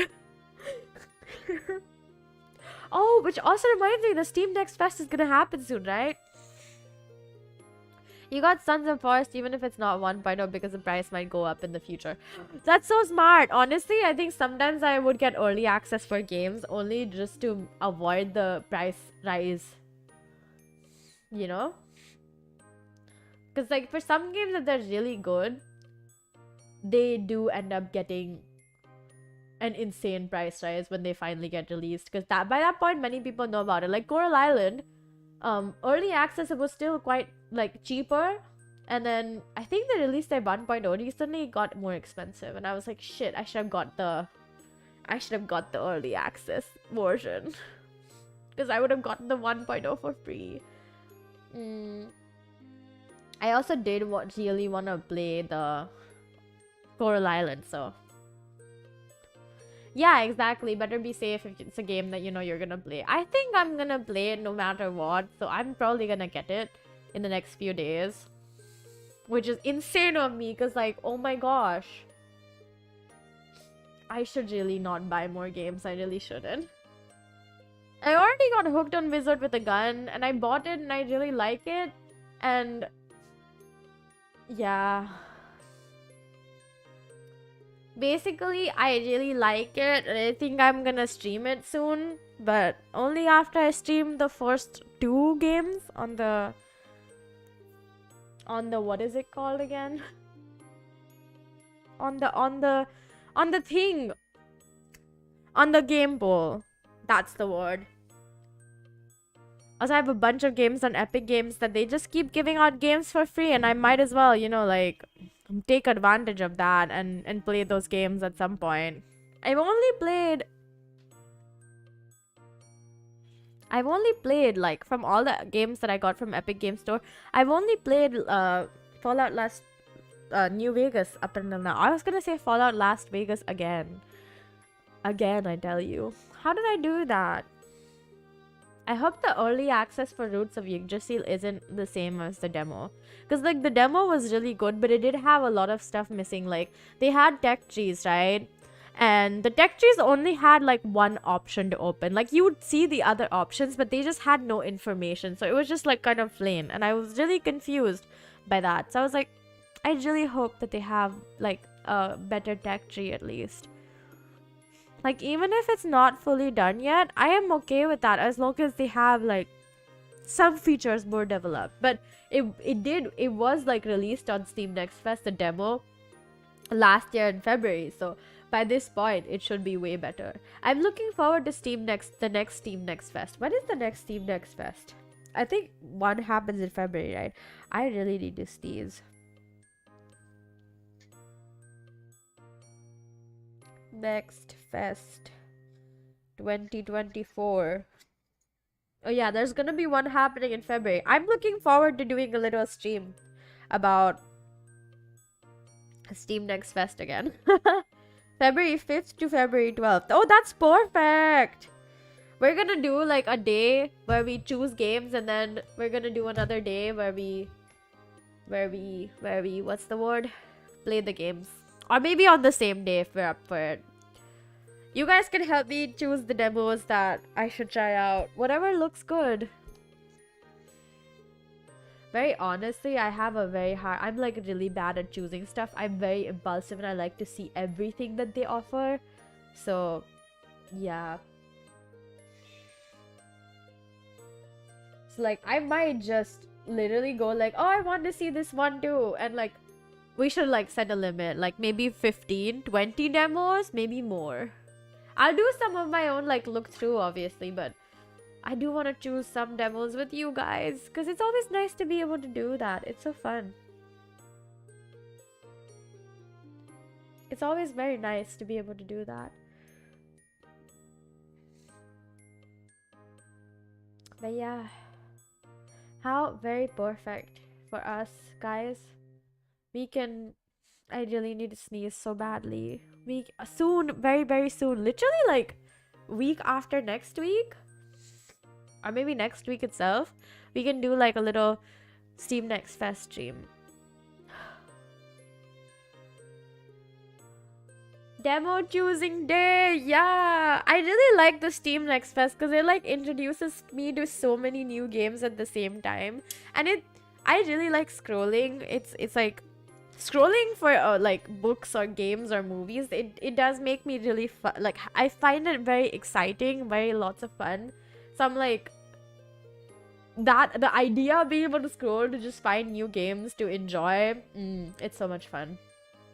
To me, that's like a good, like a really good time. I have to make a compilation of my BGMs soon, I think. I have so many and I just haven't been able to. I think me and Hex fixed the time that she would finish all of the like rest of the BGMs that haven't gotten like released on YouTube, which was like end of February. So by that time, I should have all the BGMs up, hopefully. Fingers crossed. I believe in Hex, so. But still, you know, can't be too crazy. I really need to sneeze so badly. What the heck? It's like there's a sneeze that's stuck in my nose, and it just won't. Like it's not even moving. It's just like there. It's making itself very present in every single conversation. I am literally sitting in anxiety that I'm gonna sneeze soon. I'm like, whenever that happens, I'm ready for it. I'm ready, like now. And nope, I was wrong. It was not right now. I thought it was right now, but nope, I was wrong. It wasn't. It still isn't right now. That's been going on in my brain for like the last 15 minutes, just going like, let me help you. That one doesn't work on me. It just tickles me. I don't sneeze because of feathers. My sister's tried it on me. Once she found this like feather duster and she plucked some feathers off to try and like rub my nose, like put them in front of my nose and like tickle me with it, and all it did was just make me laugh instead of make me sneeze. Are you supposed to like put it up your nose and like wriggle it around or something? Because I feel like people do that instead. Because isn't the point of trying to make yourself sneeze is like try to stimulate your nose hairs? Because those are the ones that really trap all the particles and make you sneeze in the end. Honestly, why is this a conversation that I go to? Like, why does my brain go to such obscure, not obscure, but like stupid information? Hex said she was like, she said she was like, you should do a stream about mummification because I'm so obsessed with it, right? And she was like, you should do that. And do you guys want to see something like that where I just talk about Egyptian mummification burial rituals and then maybe even just normal burial after death stuff? What happens to the body? I don't know enough. Genuinely speaking, I'm not like, it's not like I'm a professional. I'm just enthusiastic about death.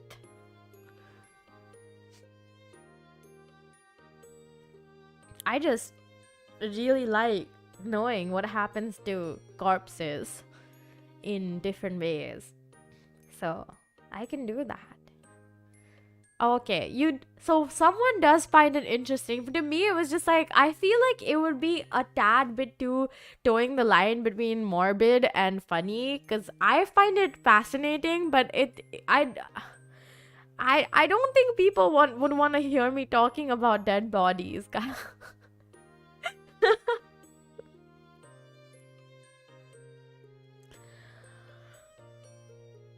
I'm yawning so much. You know, one of the reasons people yawn is because they're not getting enough blood flow to their brain or something. It was so interesting to me because I would tell that to my English teacher because she would reprimand you for yawning. She was like, when you yawn, your ears close, which is true. You're not gonna be the mummy, right? Right? No, absolutely not. Someone has to listen to me talk. You can be a priest. Participate in the mummy rituals.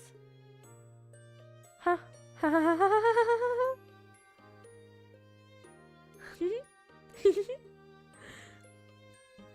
I do not sound as creepy as I wanted to.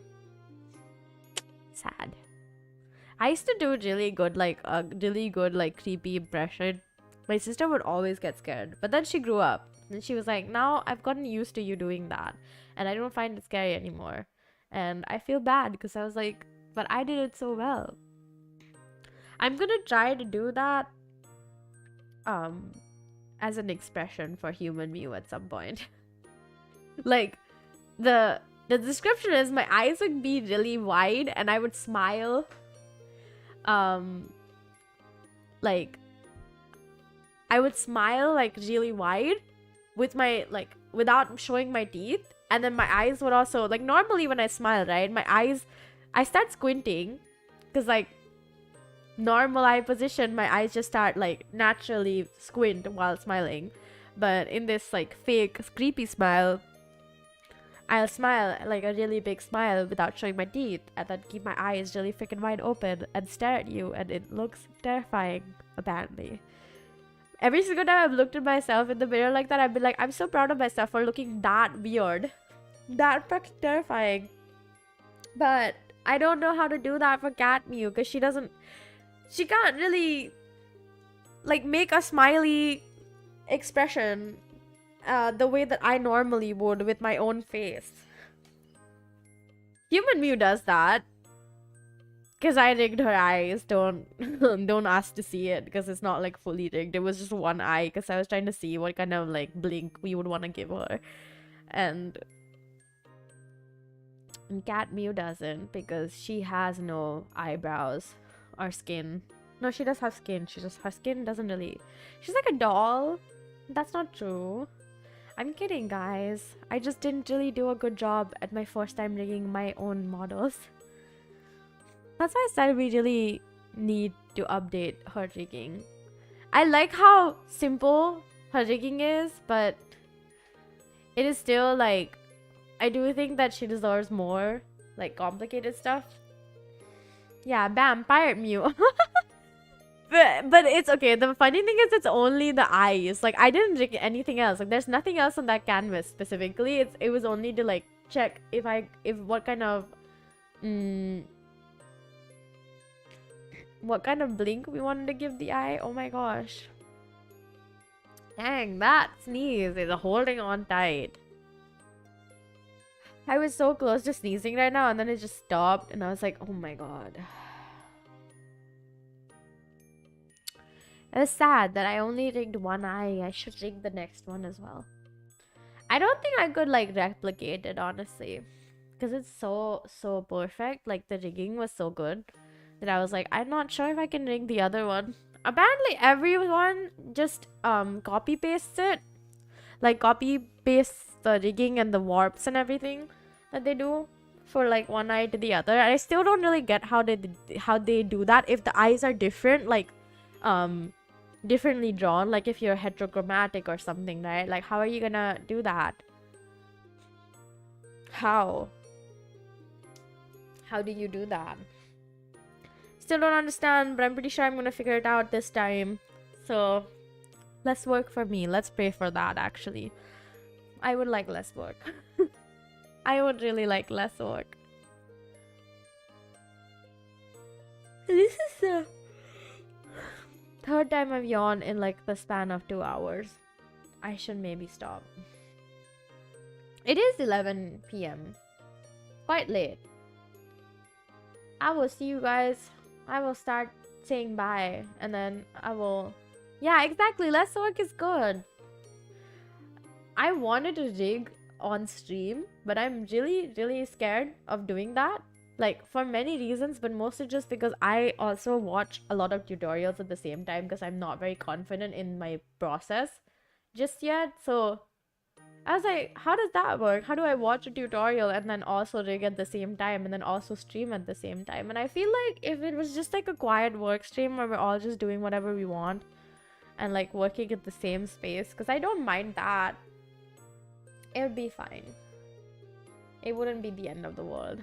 Because like with work, if I'm not really trying to make it like something that people are here to actively talk about, Like, I can answer questions and stuff, but I'm not like the most proficient. I only do it, like, I only rig for myself anyways.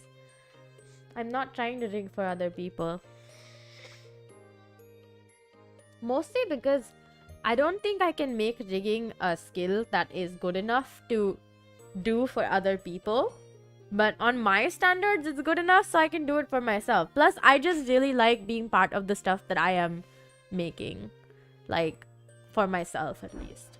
Like, it's my thing, so I want to do it. That's like, I'm very possessive that way. I just don't want to let go of the stuff that I'm doing. Plus, I just, at this point, I'm just too, like, it's too personal. So it's like, I wouldn't be okay with leaving it to someone else, even if they do it way better than me. Like, it doesn't matter because I can become better, but I refuse to let go of the thing that I own. I would rather do it myself, genuinely, very honestly. So just because it's not something I would want to do for other people, I don't want to advertise it as part of my skill set, even by accident. But it is good content. Rigging is really good content, apparently. So, yeah, we'll see. If I feel up to it, I'll do a few rigging streams. Better that way. If you want something done well, you have to do it yourself. To be fair, there's so many good people in the industry that are like really skilled in what they do. And they show it off really well. Like, you know it's their work. You know it's their bread and butter because they do it so well. I don't think this is a case of if you want something done well, you should do it yourself. Like, because I'm not really doing it well. I'm doing it passably. I'm trying to do better. Like, but I don't think it's like it's done well. Genuinely, very honestly, I am trying, but I don't think I'm that good. Obviously, that still doesn't make it that I can't improve. It just means I'm not very confident. I don't know if I should be showing off how my rigging if I'm not confident about it.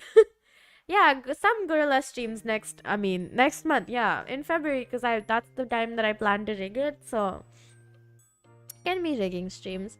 It's not like it's a super complicated model, but you guys would like get sneak peeks of it. Which, oh, I just realized I'm not gonna be giving sneak peeks just yet. The sneak peeks were gonna come in March. Okay, so that just means you guys won't get to see some, like, you guys won't get to see me stream it, but I'll record the rigging if somebody wants to watch it. I don't know. Why would anyone want to watch that? But I don't know. I guess, like, to each their own. Okay, I'm seriously gonna start saying bye because, oh, I still really need to sneeze. I'm gonna, like, try to force it out and I don't want to do it in the middle of stream. Or, like, have to go and try to force myself to sneeze while taking a BRB. Be right back. So yeah, I really appreciate all the love and support. I really enjoy talking to you guys. Thank you so much for being here. And just remember that itchy noses means success. But if it's actually itchy and red and swollen, then you should go to the doctor. But superstition wise, it just means you're hella successful. I'm making sure that it goes to everyone. I've made the superstition. You can believe in it. I do believe in this somehow. I don't know what the logic is, but I'm gonna make it a thing now. But yeah. And I'll see you guys tomorrow when we play Undertale. I'm very excited. I know nothing. And the last time I said, oh, I've never played Undertale, Suzu literally went, oh my gosh, Mew, you haven't played Undertale? Like, go play it right now. And I was like, okay, I will play it soon. So you are all welcome to have that reaction and call me out on the fact that I haven't played such a an important game in gaming history and whatnot. Yeah. I will see you guys. Bye-bye now. Mwah.